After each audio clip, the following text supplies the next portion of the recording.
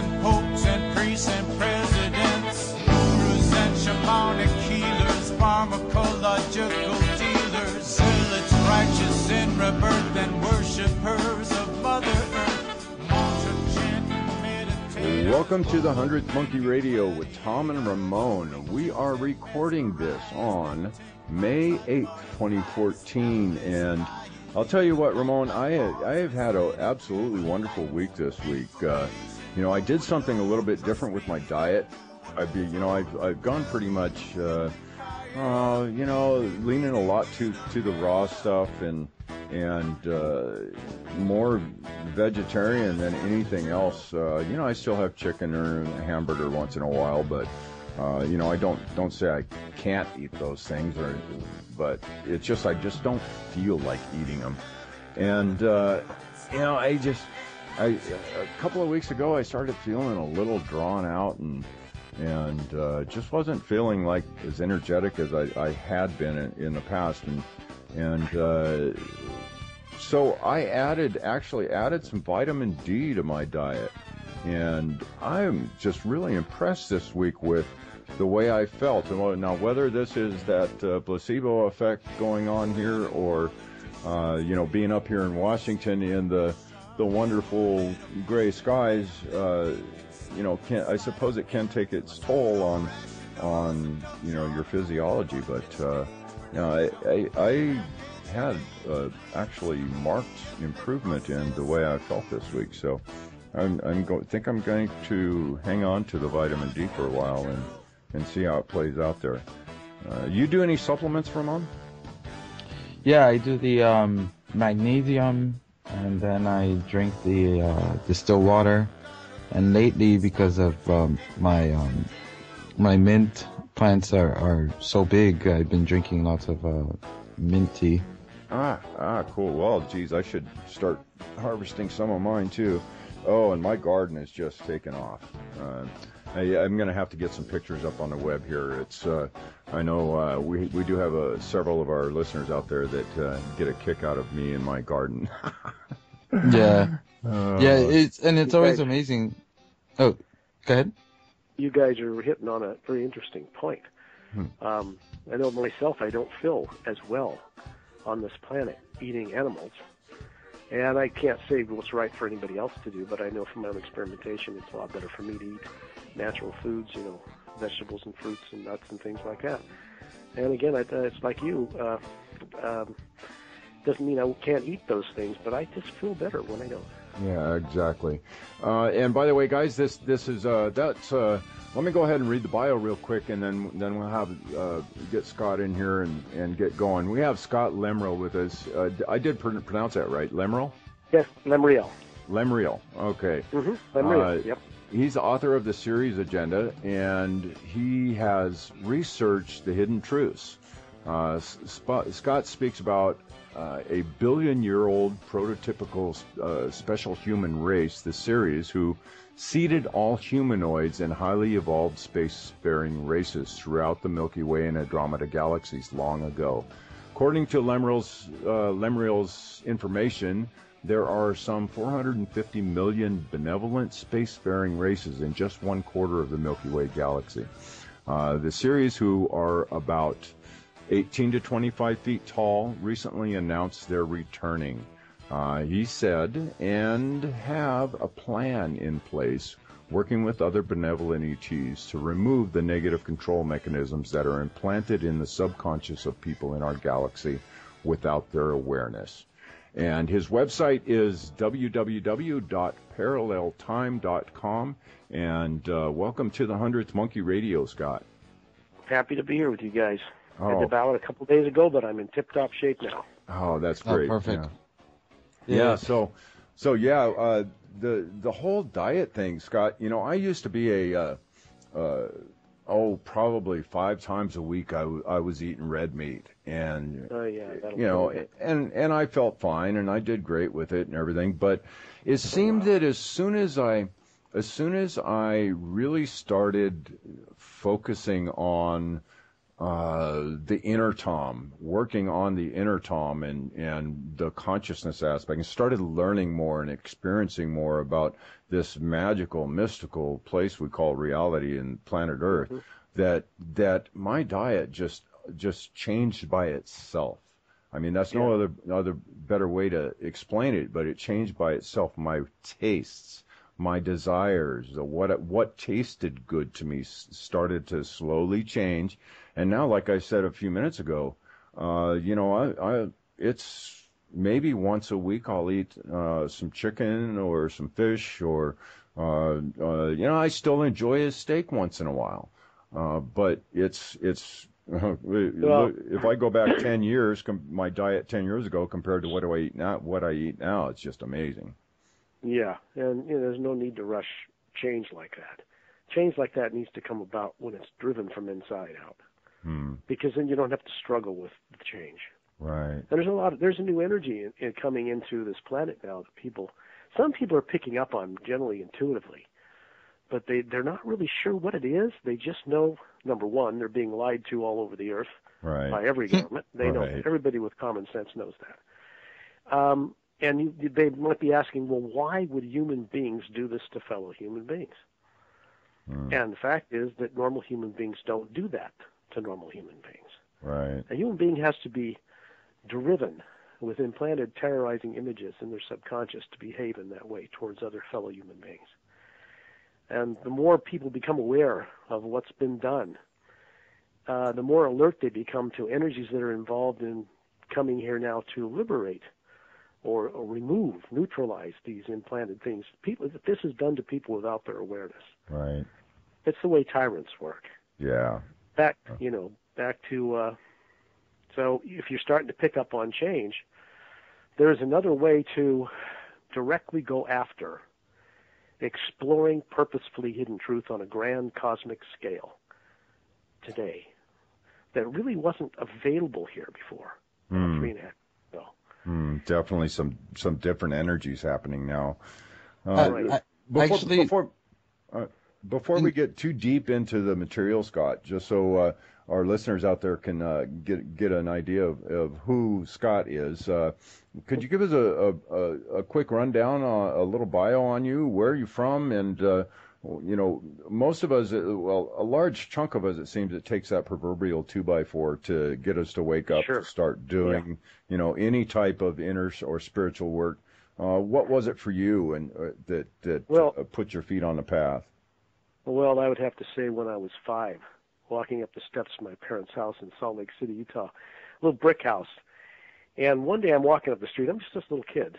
I had remembered being born. That was one thing I carried with me since the beginning of this life, and coming into the body when it first breathed. It's a memory I carried. But when I was coming up the porch, my parents were having a normal human argument, and I could see their auras, just like an awakening happened. And in between them was a red field of energy and rays coming off of it in different directions. They were just having a normal human argument. But to me, it was very painful. And what that did is it triggered me to go out of my body consciously. And I experienced myself as a fully adult, mature adult, male, looking up into a spherical energy field.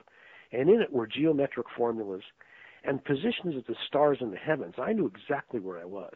And the only thing I could think of was Earth. Why am I on Earth? What am I doing on Earth? And that closed me down for many years. Now, I was living up in your territory in Washington, in a place called Cherry Crest up above Bellevue, decades ago. At a time when UFO sightings were prevalent all over the world, after we started testing nuclear bombs. And there was a point up there when there were UFO sightings, major incidents around Mount Rainier. And where I lived, you could see Mount Rainier generally every day from where it was. And at that time, I wanted to find out what this interest was that adults had in drinking beer. I'm 12 years old. So I get up at 3 in the morning one night, and I snuck in the fridge, and I took a can of beer out of the fridge, and I snuck out the window, and I walked across the dew-laden grass and up on the narrow road that divided the houses up there, and I popped the top of the can on this beer. The next thing I know, I'm lying flat on my back, spread eagle with this can in my left hand, open, unspilled, and I'm looking at the top of a telephone pole, and about 30 feet above it, maybe 50 feet above it, was what I estimated to be a 30-foot wide metallic metallic saucer-shaped craft, pulsating from blue to white light, no sound. And I experienced a kind of a telepathic communication coming to me from someone who I determined could figure out was a benevolent human being, just like me, but not from this planet. And that went on for about 15 minutes, and there was an exchange of some kind of information. I'm sure it had a lot to do with what happened later in my life. And that craft just pulsated from blue to white light so fast, gradually, until it just became a blur of white light, and then it shot up into space. I got up from the ground, took the can of beer, dumped it in the garbage, and never tasted it. Snuck back in the house, went to bed, never told a soul. A week later, I'm coming home from a choir practice at dusk. The bus would come up a couple miles up a hill and drop me off at a wooden shed. And then I'd get off the bus and watch it go down a couple miles till it disappear in the trees below. And I took another step and my head got pulled up by some kind of mysterious force. No fear. No sense of foreboding or dread. No sense that this was negative in any way. And I looked up, and there were two groups of these same type of craft I'd experienced a week before in two triangular formations, 30 of them. And they broke apart and did this dance in the sky all over the place. And then regrouped and then just tilted towards me and then shot up into space. And the same time this was going on, there was some kind of a telepathic communication going on. And I walked home, never told a soul. Never told anybody while I was growing up. Never told anybody about the other experiences I had through life either. I think at the time it would have been unwise for me to do that. And it was a conscious effort or a conscious recognition that it was you would catch flack for it if you did bring it up? From anybody, everybody. And yet there was a great interest in it at that time, too, because people were seeing these things all over the skies, especially after we started setting off nuclear weapons here on this planet. So that began my journey, and then a lot happened in between that. I won't go into all the other experiences I've had in traveling to other worlds or into other realities because there have been just too many. But when I was about 22, well, it's maybe 23, I was traveling with a man and his wife and their new baby in a car across the Salt Flats headed towards Salt Lake City, maybe 3 in the morning, and we had this country radio station on. And I get this impression again of this telepathic contact. And the radio station suddenly blurs through the channels and picks up on a communication between a commander of a nearby Air Force base and 2 helicopter pilots. And we were listening to this. And I started getting a communication. He said, I want to introduce myself. My name's Monka. He's a human from another planet. And I told my friends that I was picking up this communication. They heard the radio thing, but they didn't hear the communication. So we pulled over the side of the road, and then I get this information. Says, I want you to see something. This guy Monka told me. And he wanted us to look out the front windshield out over the desert, pitch black.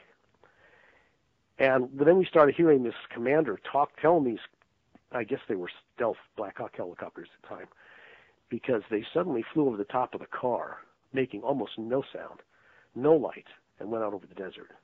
And this commander wanted them to go get this, whatever it was, track it down or shoot it down.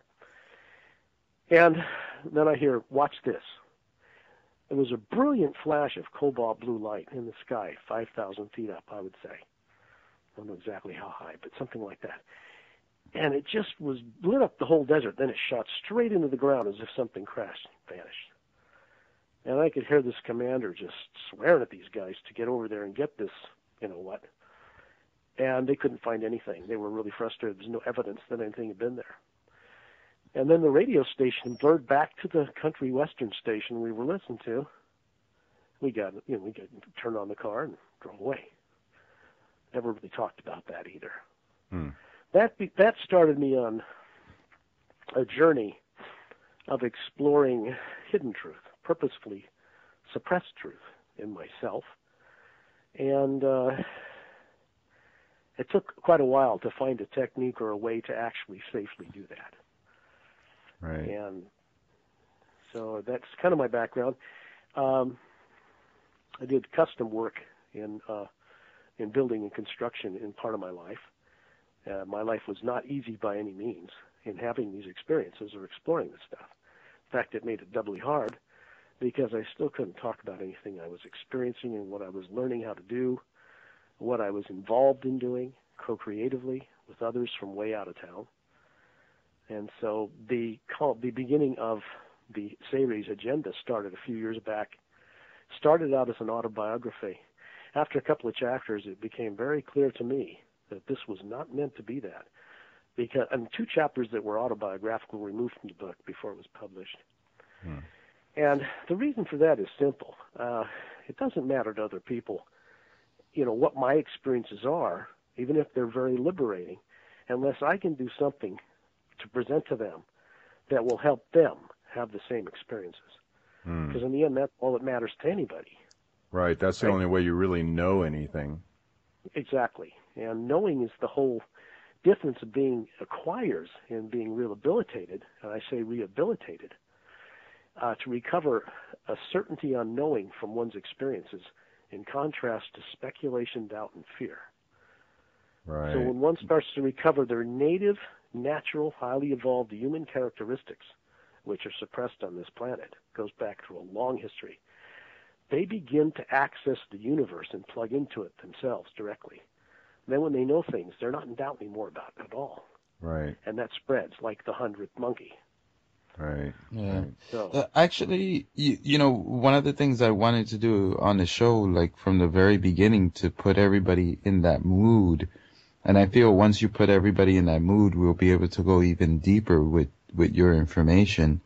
And we can get into the series agenda. Can you actually cue for us? And I will do that, and I'd like you guys to do it with me, but I want to explain how to do this, and more importantly, not just to be aware of this word HU, hue.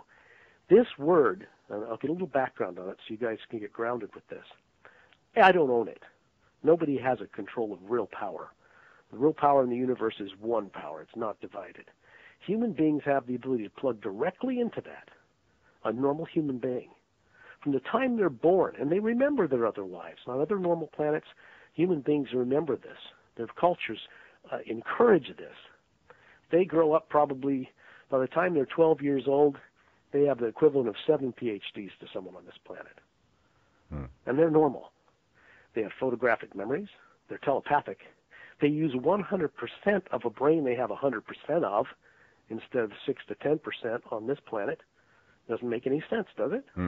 Not at all. And they live at least 1,000 years, like the old previous Bible people, way back, the matriarchs way back. Maybe that's not the right word. But anyway, long ago, this planet was seeded, and this goes back many millions of years, and with human and other life were brought here, and many other plant and animal life. Human beings did. First, I want to say this before we start the you. Human beings did not evolve on this planet. Not from the primordial soup, not from monkeys. They were brought here over a very long period of time. And we'll get into that later, how that happened and why it's been like it is. It's a very unique planet. The hue was the original sound vibration sent out by what off-world people call prime creator, or the ancient one. We refer to it as the supreme being. They have a much greater conscious, expanded awareness of that and how to plug into that and co-create with that. A normal human being is able to co-create with their imagination only benevolent, constructive things for the good of all. And that's the way normal planets work. Doesn't mean there aren't tyrants out there, because there are. So the hue is the first sound vibration that created all the different planes of dimensions, planets, beings, and everything. And when you work with the hue, there's a new substance or a new, I don't know what to say substance, there's a new energy field running through the heart of that hue like a beam of light that has been recently brought into creation that does one thing. It retires evil as an experiment. The Mayans, at the end of their calendar, there's like 400, 550 maybe, living in mostly Guatemala, that really know how to read their calendar have never said it had anything to do with an Armageddon. I was trying to tell people for years nothing was going to happen of extraordinary nature on December 21st, 2012 at the end of the one calendar, because that calendar ends and starts a new one. What they did say, the shamans themselves, in fact, all the Indian tribes around the world, including the Dalai Lama, have concurred. They know that what is coming isn't anything to do with an Armageddon. They do not know what form it will take, but they say it will be the end of evil as an experiment on Earth. That's pretty astounding. Yeah, I guess that's why they've been promoting the end is near, because it's the end for that kind of lifestyle. And who's promoting that? Those families. There's. You see what I mean? Who's promoting the end of the world? And you know, the people who know are not doing that. Right. The end is the end of one's energy cycle that begins a new one. If friends from out of town had not already been intervening here in subtle ways, we would have had a third nuclear war already. Oh, yeah. There had been a moon plague which would have wiped out 3/4 of the population here, which some people are planning to do on purpose. And there would have been quite a catastrophe at this planetary and galactic alignment at the end of this calendar.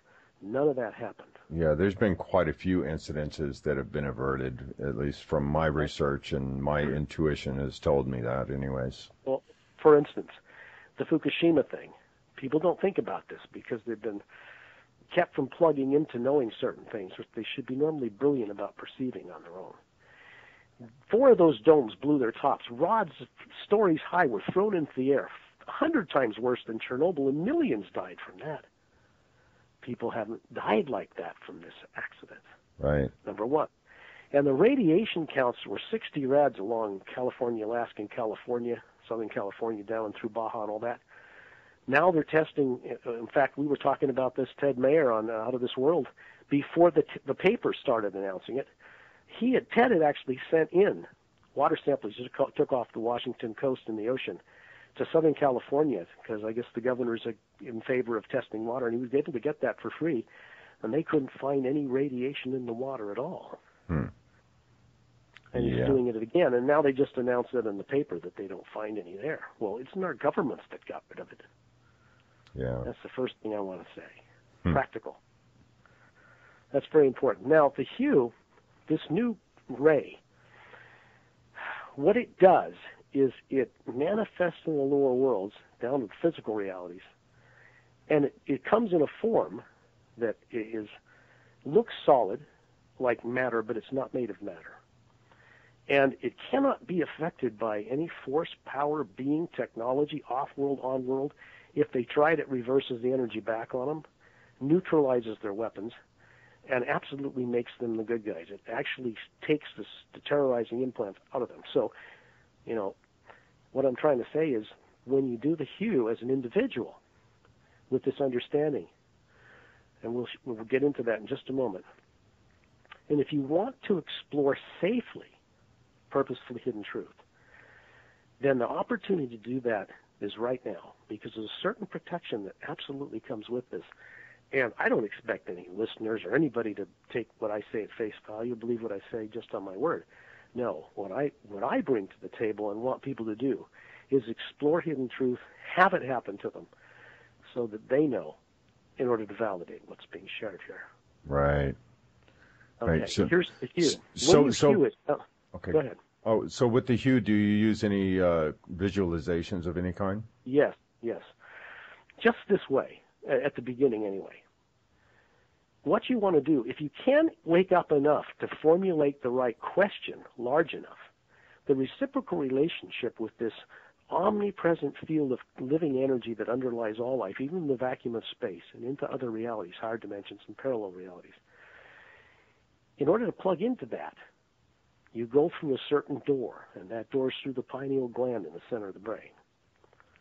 And that gland has rods and cones inside it, and a clear liquid, but it's connected to the optic nerve, but it doesn't see frequency like our eyes and ears do. It works in tuning into different frequencies out there in the multidimensional universe. So when people use their imagination, they're really unconsciously seeing through one of those many doors. First thing people need to be aware of. And so when you hew, you get relaxed, either in a chair, lying flat on your back, and you think, and this is really important, think of someone or something you love, first of all. And when you close your eyes, what you do is it's the same place you look if you were to imagine a beautiful waterfall or a bird or someone you love. And then you do this hue, sounding out going on the outer breath at a comfortable tone, consistent tone that's comfortable for the individual. And you let this go out gently and serenely on the outgoing breath. And it vibrates only one thing. It vibrates the cranium upward, basically the pineal gland upward. The Om that came from the east vibrates the neck and throat and chest area. You have to try this, but you'll see what I mean. When you hew, it only does one thing. It opens a door. And that door plugs into the omnipresent force, and then people can safely explore purposefully hidden truth and wake that up. And the only way they're going to find that out is by practicing it. And the best way to do it is to get relaxed, take several deep, we can do this now together, just some deep relaxing breaths.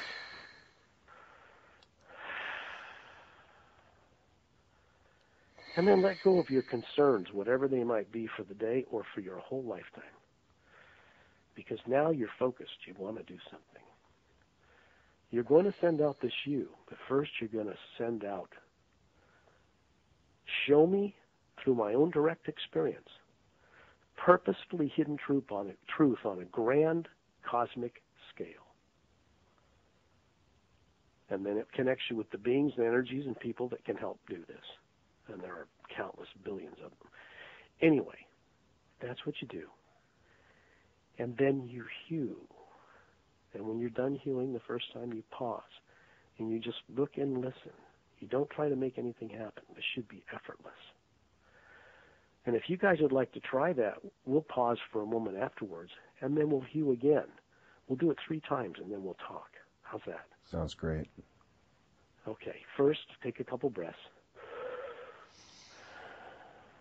And each of you, in your own way, ask to be shown purposefully hidden truth on a grand cosmic scale, safely, in a protected manner.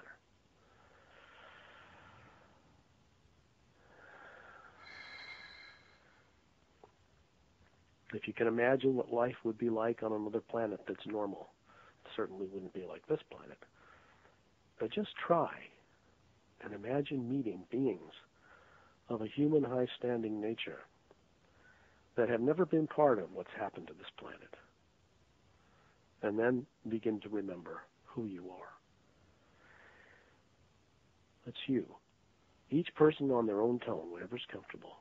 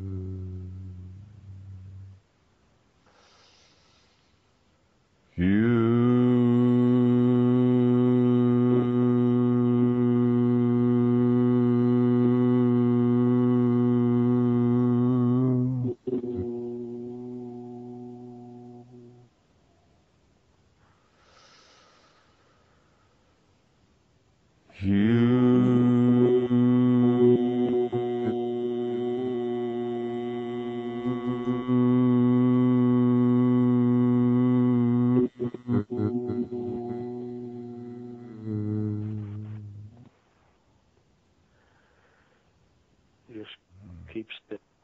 Look and listen.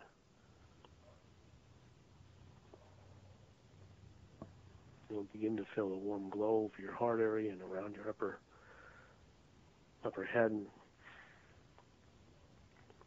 And if you do this for 10 to 20 minutes a day at the same time, preferably, best before you go to sleep at night, a lot of amazing things will happen.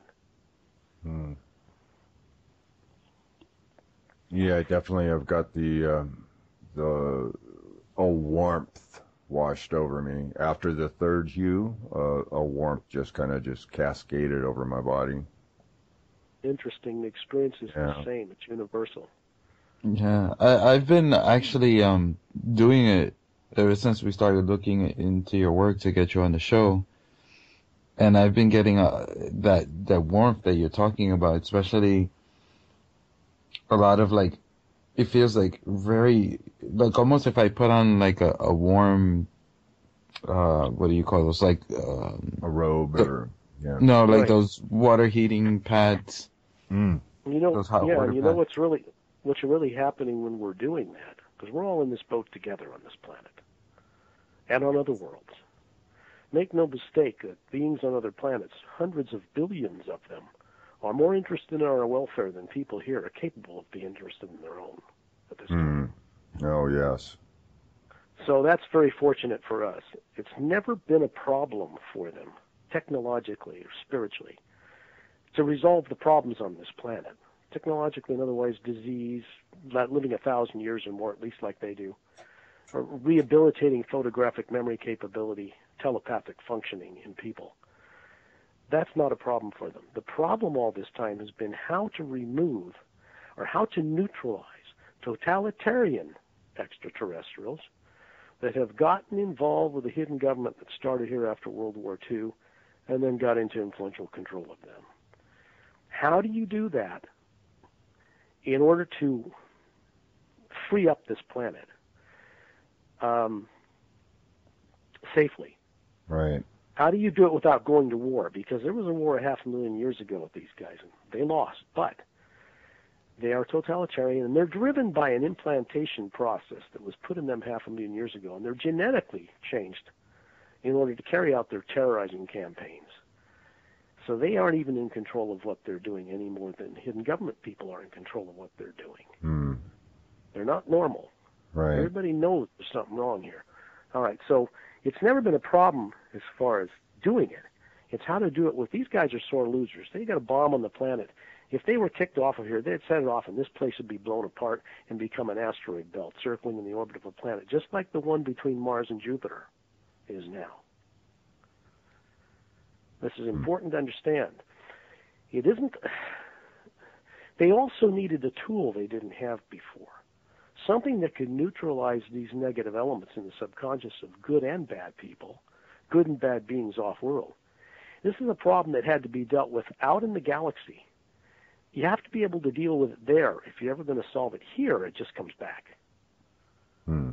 So what the Series agenda is about how this got done, how it got started, and what's being done to resolve it. Which means the prophesied negative destiny that people came up with looking down the time track in ancient history has been significantly, permanently altered for the benefit of people here recently. That's important to know. It's almost like people are so fixated on their doubt, using their imagination. They don't realize they're actually using the gift of their imagination, focused into the negative, so in the future they see a destructive end of the world to escape their lives of drudgery and toil. But that's an implanted fear. It's not really accurate. And people don't even know it's being done to them. Right, right. And then when people try to use their imagination in positive ways, it's like a fight. The negative has more power, right? Absolutely. Everything around them in the news and radio and TV is reinforcing that. And it's being reinforced through the satellite system as we speak. But here's the interesting thing, guys. We are talking about this stuff right now.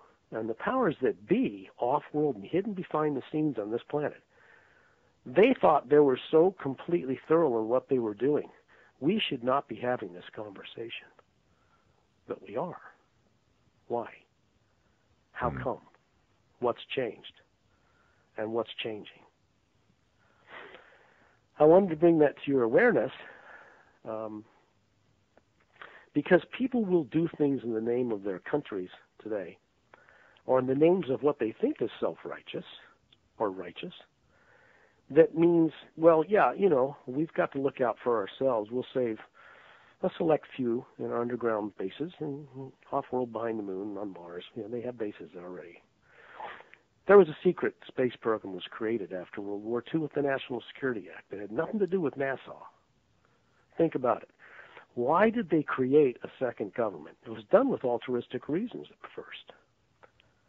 It was done to have a survivable government if there was a sudden nuclear attack and the cabinet and president were killed. Right. That's where it started. But ask yourself where we got the technology so quickly from. No. Where did the Nazis and his scientists get it from? Right. It's all linked together. There's an off-world treaty amongst races, dates back 500,000 years. The benevolent organizations out there are huge. The totalitarian ones smaller. They're technologically powerful. If there was a war, the bipedal alien totalitarian race would lose, but they would destroy a lot first. Right. And Earth would be one of the things they would wreck if they couldn't get control of. They're just after resources. These beings in their current state are not respecters of human beings at all. Right. They think less about us than we think about killing a cow and eating it. And oddly enough, that wasn't their native state 500,000 years ago. They were vegetarians. They weren't even carnivorous. Think what had to be done to them by an even more ruthless race to get them to behave like they are now.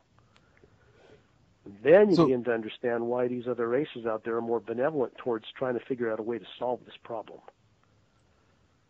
Right. So let me throw some names out because I'm thinking of certain types of races. And are you specifically talking about the draconian race, or? Yes, that's one word they use for it. Yes. A lot of people don't know, but tall grays are really part of the same race. Short grays grow to tall grays, and then over 800 years, I mean, think about it. They live 800 years, and they have an overriding overlord race, and they always use the other races they control to do all their dirty work, to keep out of breaking a treaty just short of war. Always just short of war. Yeah, that's the impression that I've definitely gotten quite a few times. It's like they push the limit. Just the limit, right. Yeah. Mm-hmm. The crafts have been shot down. We've collected them here. Some were given to us in other countries, but we didn't shoot them down. Think about that. Right. Who did? Better to lose a pilot or a few craft that you don't care about anyway. You care about your own people if you're a totalitarian nut job, than to go to war. And they'll continue to break the treaty. They'll continue to infiltrate worlds as long as they can to get resources. Think about it. You got 7 billion people on this planet, right? All the manufacturing bases are in place, mining facilities, manufacturing plants, telecommunications, everything's in place to get people to be slaves, to deliver a certain amount of resources from this planet off-world. And nobody knows it's even going on. So let's touch back on the Ceres race a little bit. I'm curious at what their origins are. I mean, I know that they were evolved in another part of the galaxy long ago. They were. Let me first state that we have exactly the same DNA that they have. They're just much taller.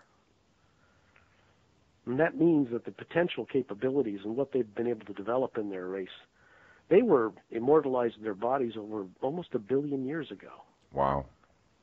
And they brought into being many of the human, humanoid, and other races and sentient beings in the galaxy, brought a lot of animal and plant life into creation, and then started and founded the Galactic Interdimensional Alliance of Free Worlds, which is what it's called out there. People call it Galactic Federation, but that's a Star Trek term, really. It's okay. They don't mind. They just don't refer to it that way. But it's okay. They brought this organization of benevolent races, sponsored it, and then vanished. Poof, gone. Left us to fend for ourselves, more or less. See what the kids can do with the new toys. They've recently gone through their own unexpected, uplifting transformation, and they realized that they needed to be back in the saddle and being responsible for younger races. And particularly, there was a thing that brought into creation a long time ago to cattle prod atmas, what they call soul, or the real nature of what you are that isn't the physical body, to get it to move, to grow, because our goal, our purpose as beings is to become consciously liberated, freely trusted co-creators with the source behind all life. God's amongst the great one. And that is the actual destiny of each person. You wouldn't know that on Earth, though. That's all been shut down, and genetically shut down long ago and passed on generation after generation. The ability to live 1,000 years was shut down at different cycles on this planet. The surface of the planet's been destroyed a number of times. The poles of this planet flip 180 degrees overnight every 100,000 years. There have been 6 ice ages in 600,000 years. This planet is unique because whatever's grown in a civilization up to that time period is wiped out overnight. I mean, massive things go on. The continents break up, the sea floors rise, you get a new mantle, and then the place is reseeded. And the experiment goes on. One of the things that's recently been done, and this is being done by beings beyond the Say-Rays even, that run the mechanics of creation, meaning planets and galaxies and solar systems and keep everything in balance. One of the directives that came to them was to permanently suspend this planet's polar flipping, which is due to happen again soon. So that means the whole cycles of Iron Age to Golden Age and back again and all the nonsense that goes on for millions of years and millions of lives for people is being done away with here. Now, people are going to have to start to experience this for themselves by waking up to their own ability to plug in and know it, because that's the only thing that matters anyway. The hue in doing it over time will plug a person into having, awakening this ability to know this for themselves. And that's the real value that I'm bringing to the table here. Yeah, there's something when I first came across your work, Scott. There was something about it that really resonated strongly with me, and I've always felt that there was some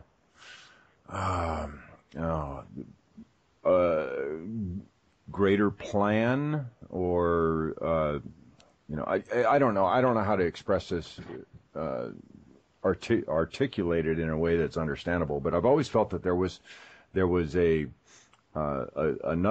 greater sentience out there, that besides that what I term what people call God or the Force or the Source, but I always felt that there was a sentient race working on behalf of creation that was beyond our scope of comprehension.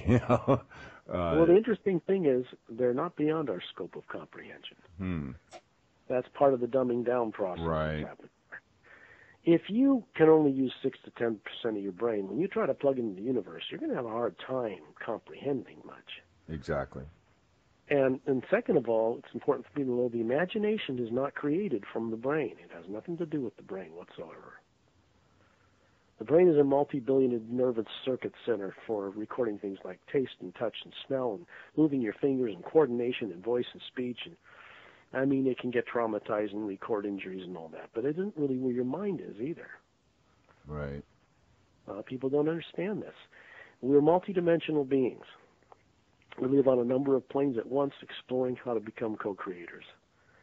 And that's been shut down in people here. People go out at night. Everybody leaves their body at night. But it's fantasy to people here. They can't comprehend the reality of this. Right. They bring back vivid dreams, and they go, well, that was outrageous. They're really out of their body exploring this stuff. As bizarre, as coordinated and harmonious or abstract as it might be, because of the jumbling process that goes on when you come back in, you're really out there adventuring. Right. And life goes on during while you have a physical body and after you leave it permanently. It just goes on.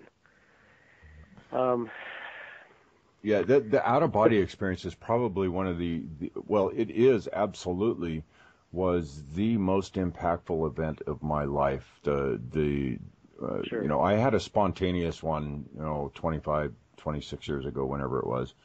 And when I picked up the torch again here, really in earnest here about 8-10 years ago, I decided that was something I wanted to experience again. And it took me a few months. It took me more than a few months, but it took me a while to find a technique for myself to initiate that experience. But when I did, actually was able to have that conscious, intentional, out-of-body experience where I projected my being out of this physical form, that took every shadow of doubt out of my mind. That gave me, that's knowing. What about you, Ramon? You had anything like that?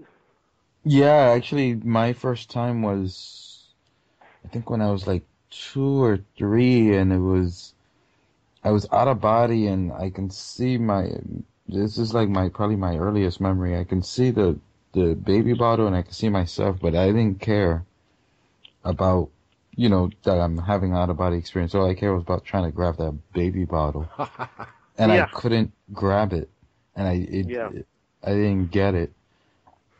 And that's probably the earliest memory. But yeah, I've had like lots of them. Unlike Tom, I can't do it when I want, but it happens at least like once every 3 months or so. Yeah, that's fantastic. Well, you guys are going to have fun with the Hue because you start to bilocate. You know what that is? Oh yeah. Yeah. And then where we're talking on the phone and we're talking with Torelli and the Ceres ambassador at the same moment. Because they're telepathic. He's a real being. It doesn't mean he's up there in heaven land somewhere. Right. They are in a higher parallel dimension. They have a world there, and it's very protected, and it's very advanced. And the immortalized bodies, basically this guy's, well, he was an adult 500,000 years ago, can I tell you? Right. And so you mentioned having a communication with this guy Munka. That before, was one of my. Are you still speak with Keep him? in touch. I haven't really spoken with him maybe a couple of times after that, and then he went off doing his business. And these guys, pilots, are all tasked with various missions. They come a long ways, and millions of people would love to be picked up by a benevolent ship from another world, taken out and corrected, set free, and brought back. But the logistics of that. If people think about it, for one craft to be tasked to come pick up one person, it has to telepathically guide someone out in the country somewhere at a certain time. They have to get in, get him up, bring him back without being intercepted by counter forces or black ops people, and all kinds of stuff is involved. I mean, if there were 10,000 craft around this planet, they're all tasked for specific missions aimed at having this planet survive completely through a new transformation that's underway. They're not focused on individual rides, and if they did, 10,000 craft wouldn't give a small percentage of the people on the planet rides anyway. Right. So that kind of thing is going to come along, and it's going to increase, especially as things change here. So I think that people should bear that in mind, that it's a real, very, very serious, very delicate thing to try to do that at this time. Right. That'll change, and it won't be that way in the future. Yeah. So. Right. So can you imagine your kids growing up in the near future, going on field trips to another planet? I can imagine myself going on field trips to another planet. Exactly. Actually, I imagine myself working on them. You could. I mean, why not? Here's the thing that people don't realize about the military-industrial complex or any of these guys. See, I'm not an enemy to any of these people. I'm the best friend they'll ever have. Because what is coming now is to help set them free from the diabolical implanted programming that's driving them to do the hideous things they're doing on this planet. Right. They're planning to eliminate 6.5 billion people here. And why? Because 500 million are more easily dominatable and controllable by another race from out there. Right. And they don't care. So you have to think about that. That's not going to happen, by the way. That's never going to happen. Here's one of the reasons. even with reverse engineered craft, anti-gravity craft, because some of the craft were given people here, they reverse engineered some of it. None of this technology was invented by our scientists here. It was illegally provided to them, breaking a treaty through a Cold War process. Started with Hitler and his scientists. The same group is now working with Russia, China, and the United States. That's a long story. Probably get into that in the second half, how that came about and why. But if someone wants to actually explore waking up the truth about this stuff for themselves, as I've done, and I'm continuing to do,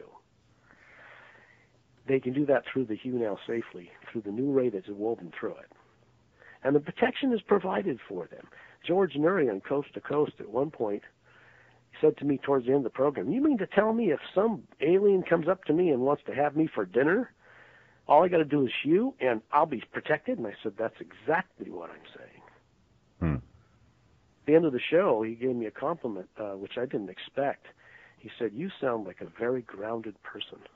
And that was the end of the show. Nice. I'm just sharing the truth with the guy, you know. I respect him. He's a great host, and I was lucky to get on the show. I was fortunate. But everything has a purpose. It's meant to be. Absolutely. Now I'm on the show with you two guys. And some people, your people are listening to this, and the only reason I'm on the show is because I want this to be of benefit to them. That's the only reason we do the show. Yeah. And if I can give them the tool of the Hue and how to use it, and they can start to work with it, then the beings and elements and people and situations will come their way to help them get out of this mess. They become part of the solution instead of part of the problem. Right. And that's the whole point. Right. So, Yeah.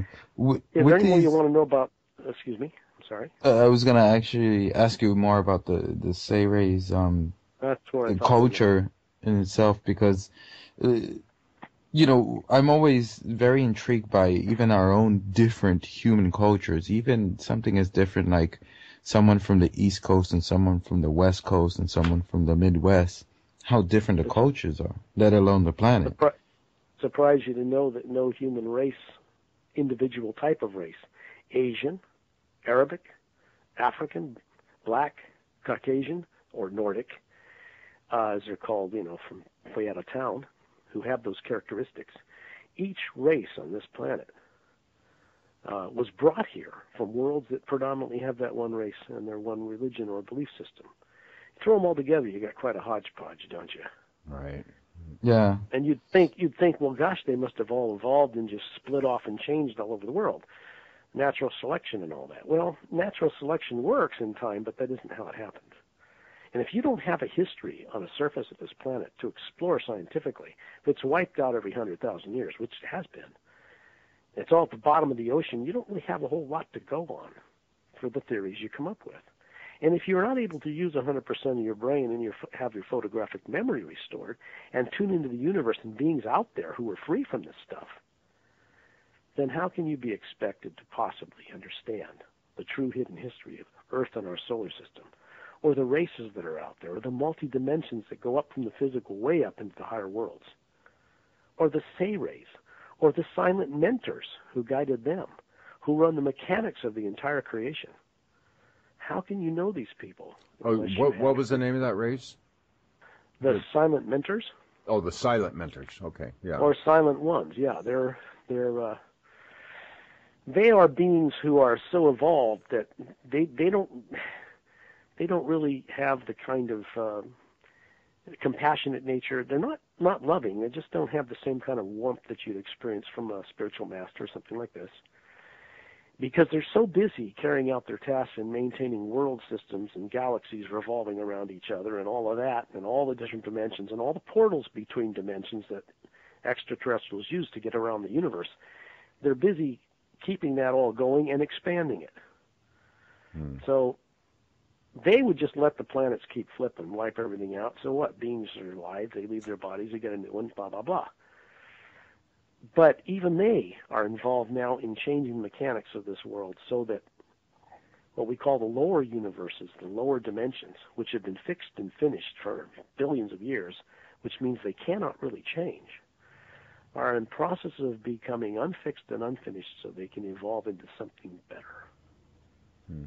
Was there some catalyst within the cosmos that has prompted this Yes. new action? Yeah.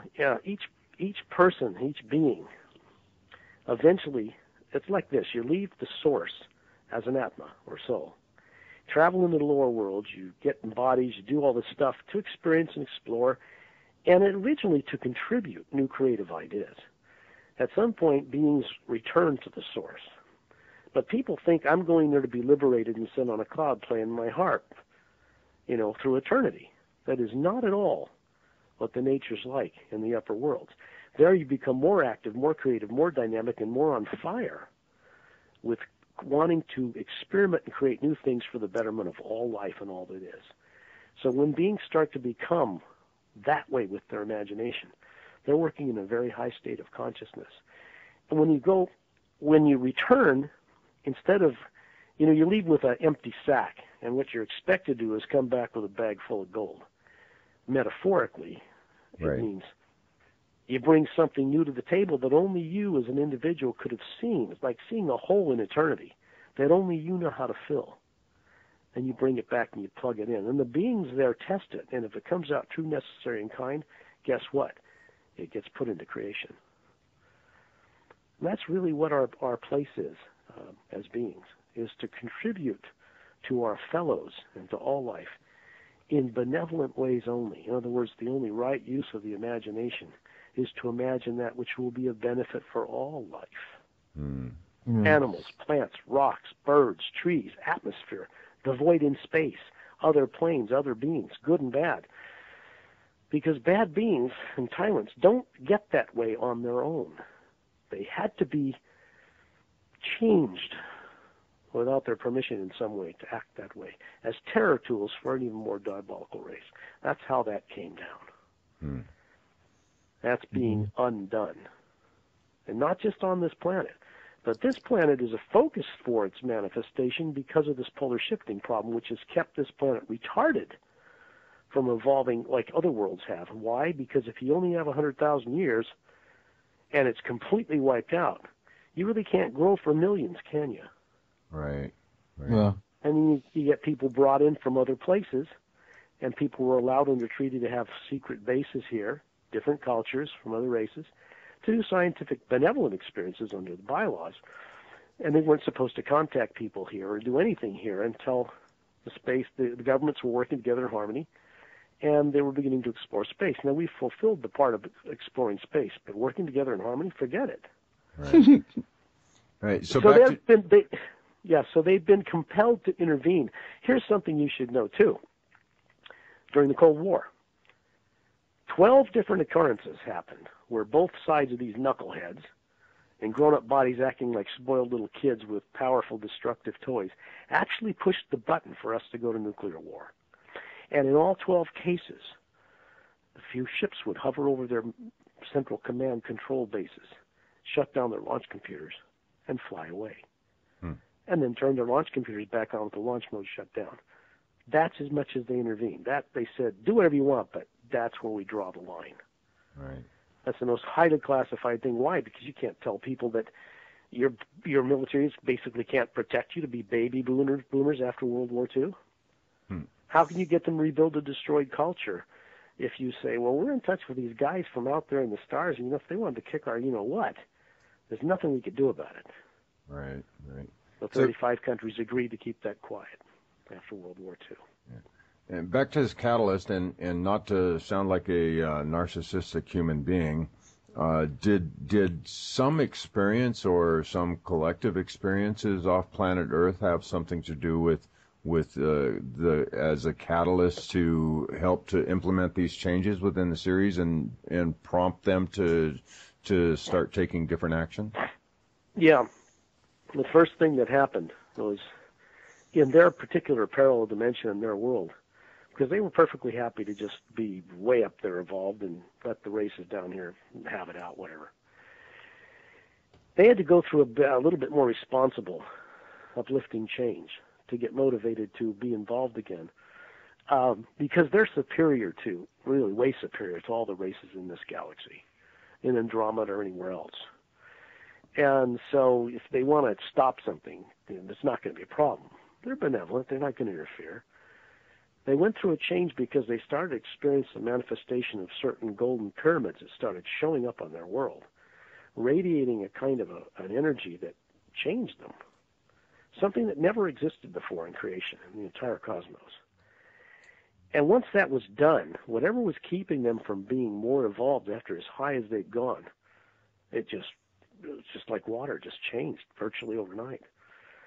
And then they presented themselves to the core of this galactic alliance, representatives from 5,000 representatives from representing 450 plus million world systems, spacefaring races, all good. Suddenly showed up in the middle of them, this Ceres ambassador, and presented them with this agenda and what it does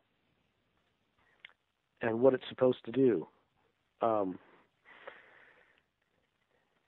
It was a benevolent thing, and just his presence alone changed all of them.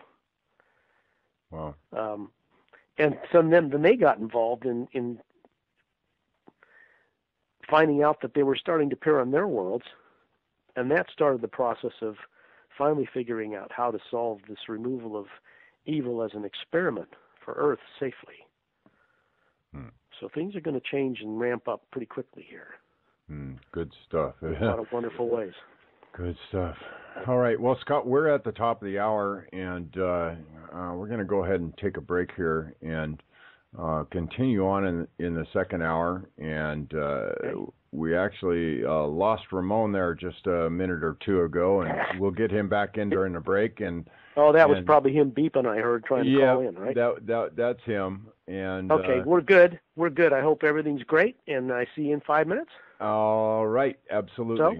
All right. Take care. Will you be calling me back, or you want to leave the line open? Yeah, let's just leave the line open. We got a good connection. Okay, very good. All right. Well, I want to thank everybody out there for listening to this first hour. And if you are not members, then I would urge you to go over to www.thehundredthmonkeyradio.com and check out all the almost 200 shows that we have there on that site, and become a member and have access to all that second hour stuff. Scott's website is paralleltime.com, and you can find the links to where you can get his books at right there. And we also have and the people should know that I don't take their credit cards or anything like that. The website's safe.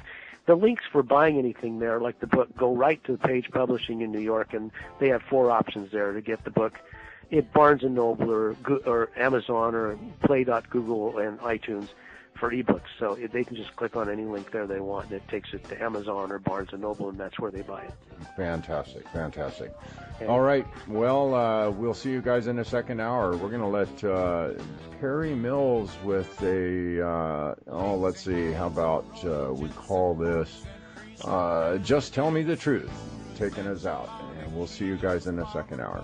Condemnation without investigation is the height of ignorance. The love you deny is the pain you carry. Namaste, my friend.